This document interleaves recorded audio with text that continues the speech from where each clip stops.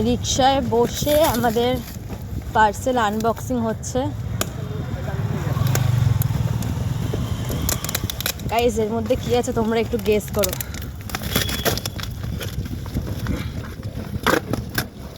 ভাই কাস্তে না, ট্রলি আছে, মিনি ট্রলি। মধ্যে কি বিল যা।